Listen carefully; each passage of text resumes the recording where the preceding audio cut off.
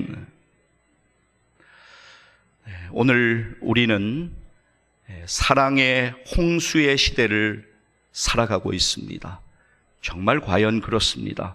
이 사랑이라고 하는 이 단어, 사랑이라고 하는 주제를 우리가 많이 접하고 듣고 살아가고 있습니다.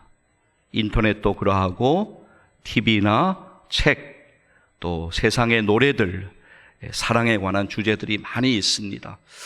그런데 이렇게 사랑이라고 하는 단어와 주제는 넘쳐나고 있지만 사실 오늘 우리는 사랑의 부재의 시대를 살아가고 있습니다. 자, 그렇다면 예수 믿는 우리들이 하나님이 기뻐하시는 그 사랑의 삶을 살기 위해서 우리들이 어떻게 해야 되는가?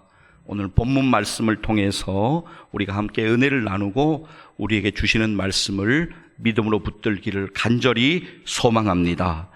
하나님이 기뻐하시는 사랑의 삶을 살기 위해서는 첫째, 사랑의 근원이신 하나님의 사랑을 경험해야 합니다. 저를 한번 따라 하시겠습니다. 여러분 화면 보시고 따라 하시면 되겠어요. 제가 쭉 한번 읽겠습니다. 사랑의 근원이신 하나님의 사랑을 경험해야 합니다.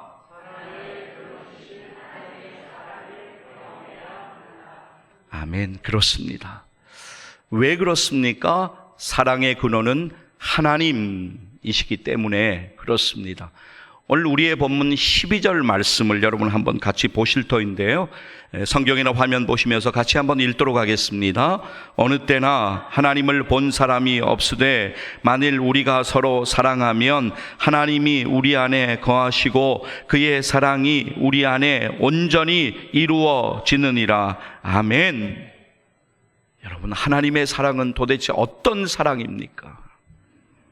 바로 나를 저주에서, 멸망에서, 지옥에서 구원하시기 위하여 주님이 당하신 그 고통, 가야바의 뜰에서부터 십자가에 달리신 그 모든 고난이 나를 향한, 우리를 향한 사랑입니다. 앞에서 언급한 대로 우리는 사랑의 홍수의 시대를 살아가고 있는 것 분명하지만 오늘 우리는 사랑의 부재의 시대를 또한 살아가고 있습니다.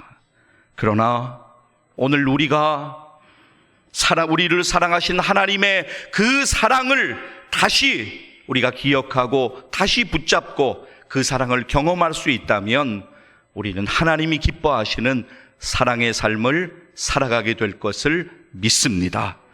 여러분, 무엇보다도 하나님의 사랑인 예수 그리스도를 경험하는 것이 중요합니다.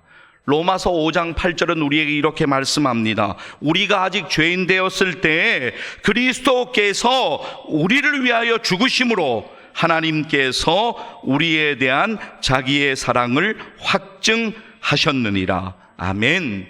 죄인인 우리를 구원하시기 위하여 독생자이신 예수 그리스도를 우리에게 주시기까지 십자가 사랑으로 우리를 사랑하신 하나님 아버지의 그 사랑을 오늘 우리는 다시 믿음으로 바라보아야 합니다.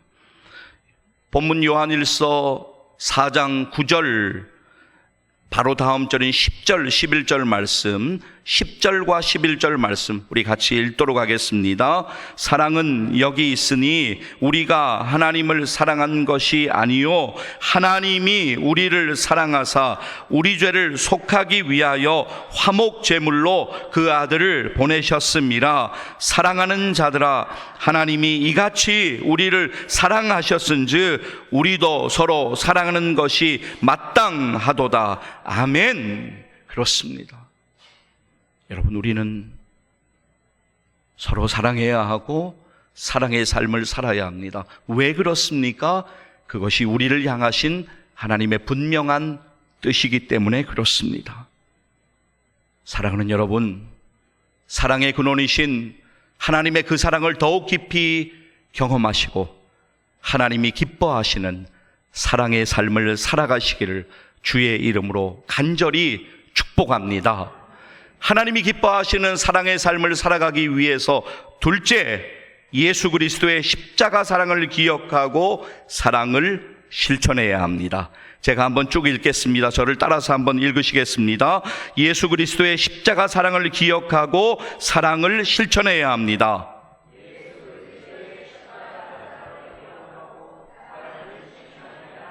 그렇습니다.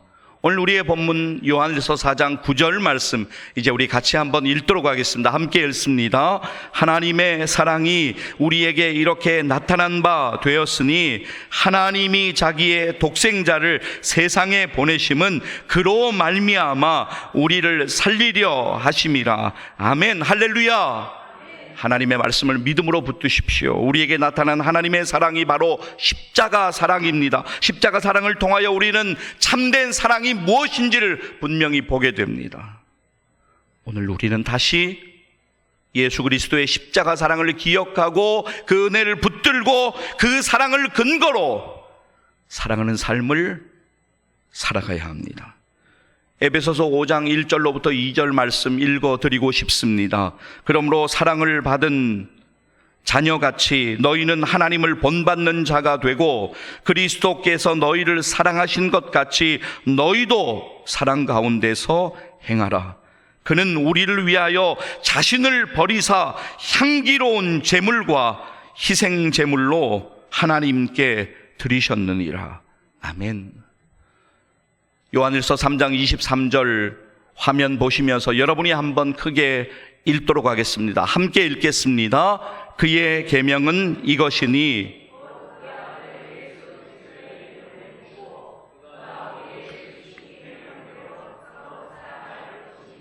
아멘. 그렇습니다. 여러분,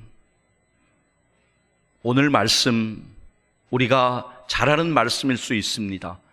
그런데 우리의 사랑이 이론으로, 관념으로 머물러 있어서는 안 됩니다. 우리의 사랑은 실천으로 나타나야 하고 표현됨으로 나타나야 합니다. 사랑에는 구체적인 수고가 반드시 필요합니다. 여러분, 지지난 주일에 여러분과 함께 은혜의 말씀 나누면서 그날 말씀의 제목이 예수 그리스도 안에서 열매 맺으십시오라고 하는 제목으로 여러분과 함께 은혜를 나누었습니다. 그때 말씀 나누면서 사도 바울이 영적인 아들 디모데로부터 데살로니가 교회 그리고 그 성도들의 소식을 전해 듣고 그들을 그리워하는 마음으로 사랑의 편지를 썼는데 그것이 바로 데살로니가 전서라고 여러분들에게 말씀드렸습니다. 데살로니가 전서에서 사도 바울은 데살로니가 교회의 성도들을 기억하면서 그들이 얼마나 박해와 핍박 가운데에서 예수 믿는 믿음 지키기 위하여 수고하는 줄 알기 때문에 그들을 기억하면서 그들을 칭찬하고 격려하고 있는 부분을 우리가 보았습니다. 데살로니가 전서 1장 3절 말씀, 여러분 아마 기억이 나실 것입니다. 같이 한번 우리 화면 보면서 다시 읽도록 하겠습니다. 너희의 믿음의 역사와 사랑의 수고와 우리 주 예수 그리스도에 대한 소망의 인내를 우리 하나님 아버지 앞에서 끊임없이 기억함이니 아멘. 예수 믿는 사람들이 모여 교회가 되었고 온갖 박해와 핍박 가운데 그 믿음 지켜가면서 고군분투하던 그들 가운데에는 사랑의 수고가 있었습니다. 여러분 기억하셔야 합니다. 사랑의 열매를 맺으려면 반드시 사랑의 수고가 뒤따라야 합니다. 에베소서 2장 1절 말씀을 보면 이렇게 말씀합니다. 그는 허물과 죄로 죽었던 너희를 살리셨도다. 아멘. 그렇습니다. 에베소서 2장 1절 말씀처럼 우리는 죽었던 존재였습니다. 그러나 하나님은 우리를 살려주셨고 우리가 사랑할 수 있도록 은혜를 주셨습니다. 예수님께서 십자가의 희생으로 우리가 구원받은 것처럼 사랑은 희생과 수고가 있어야 합니다. 그래서 사랑의 수고라고 말하는 것입니다. 저는 지난 5월 중순에 우리 교회에서 후원하고 있는 필리핀 선교지의 김기준 선교사님의 선교지를 방문하였습니다. 그곳이 민다나오라고 하는 섬이었기 때문에 염려하시는 마음들도 분명히 있으셨고 그때 저를 위해서 많이 여러분들이 기도해 주셨습니다. 그런데 민다나오라고 하는 이 이름 자체가 워낙 우리나라에서는 위험 지역으로 알려져 있기 때문에 그러한 상황이었습니다만 제가 며칠 동안 경험한 민다나오 지역은 이슬람 반군들이 득실거리는 그런 지역은 전혀 아니었습니다.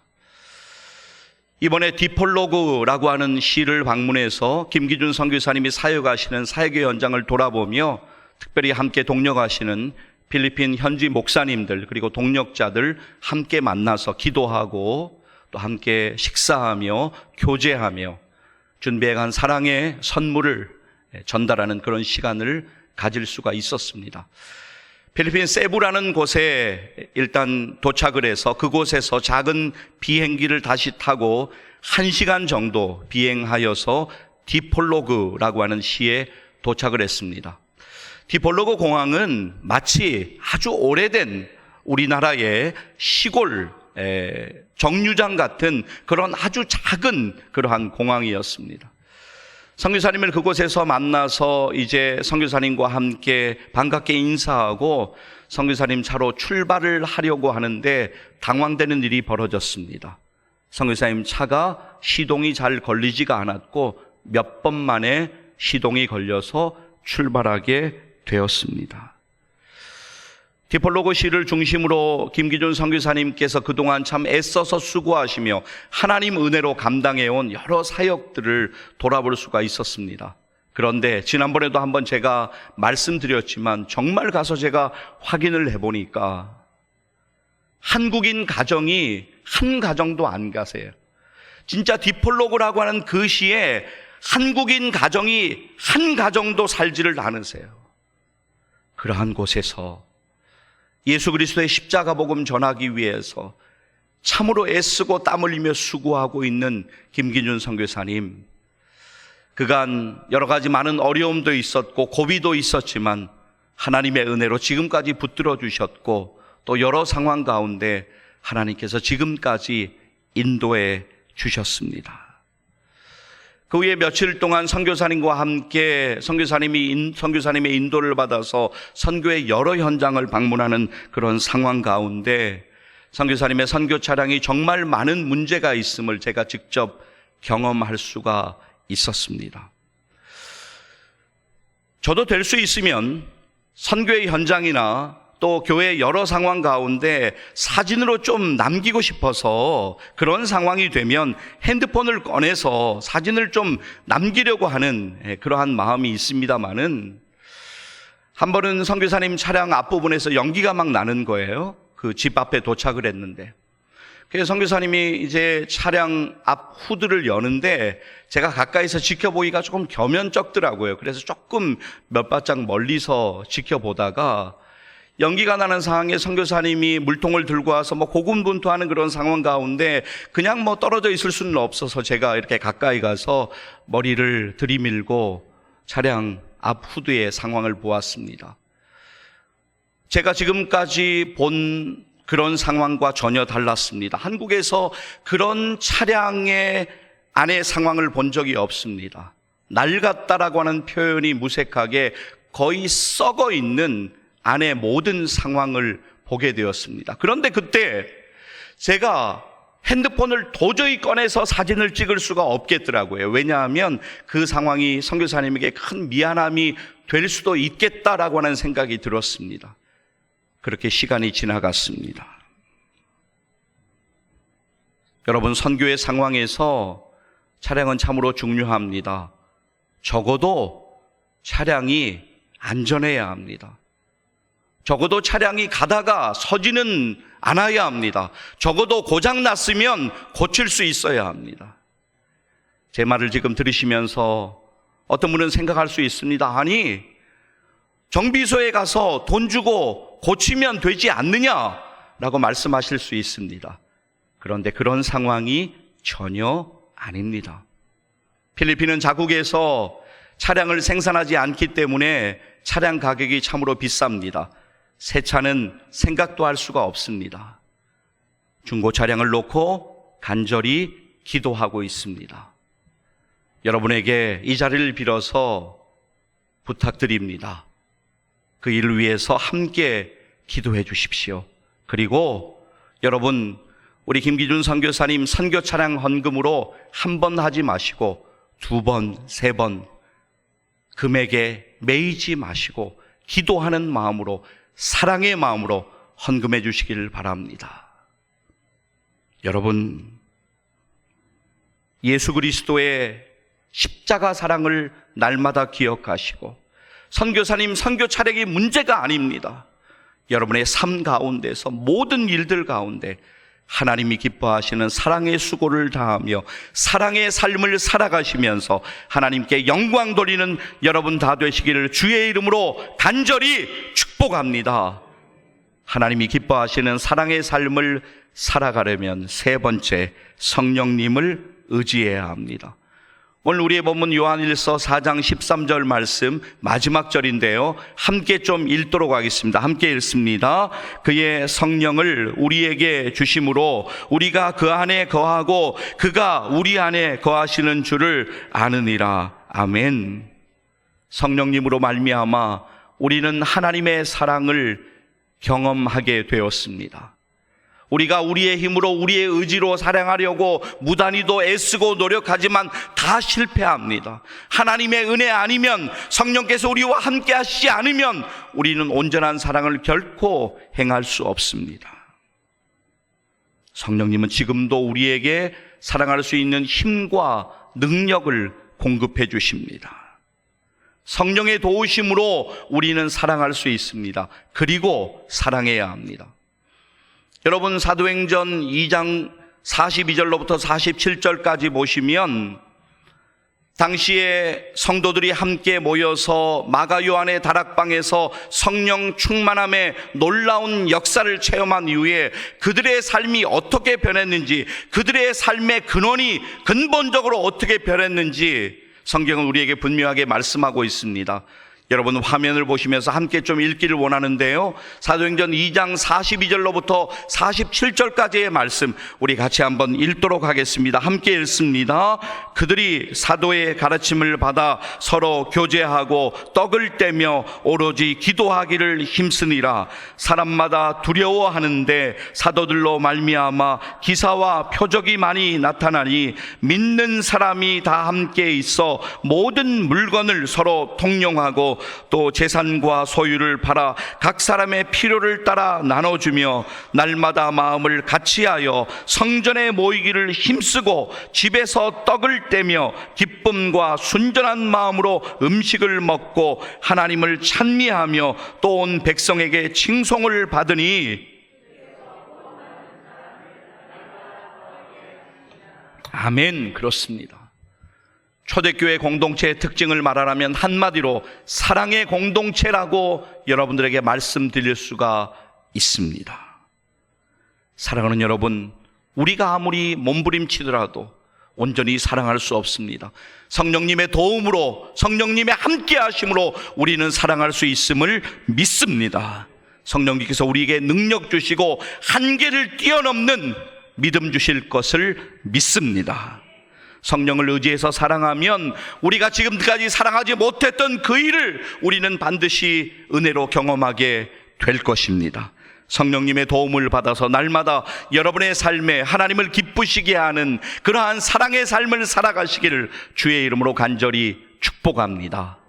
사랑하는 성도 여러분, 우리 모두는 언젠가 하나님의 부르심을 받게 될 것입니다.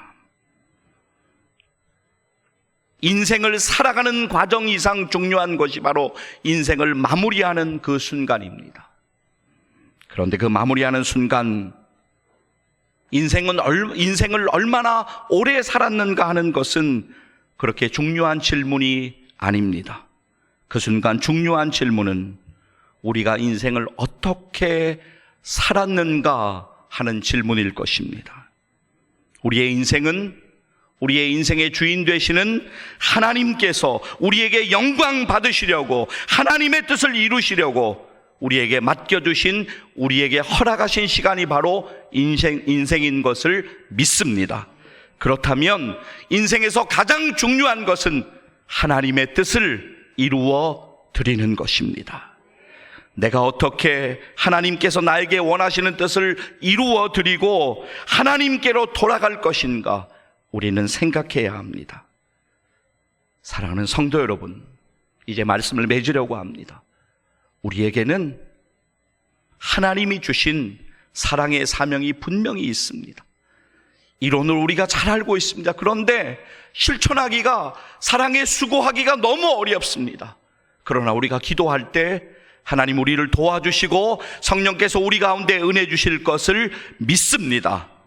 하나님의 말씀 두 부분을 읽어드리는 것으로 오늘의 말씀을 맺으려고 합니다. 예수님께서 이렇게 말씀하셨습니다. 새 계명을 너희에게 주노니 서로 사랑하라. 내가 너희를 사랑한 것 같이 너희도 서로 사랑하라. 너희가 서로 사랑하면 이로써 모든 사람이 너희가 내 제자인 줄 알리라. 아멘. 요한일서 3장 18절 말씀 읽어드립니다. 자녀들아, 우리가 말과 혀로만 사랑하지 말고 행함과 진실함으로 하자.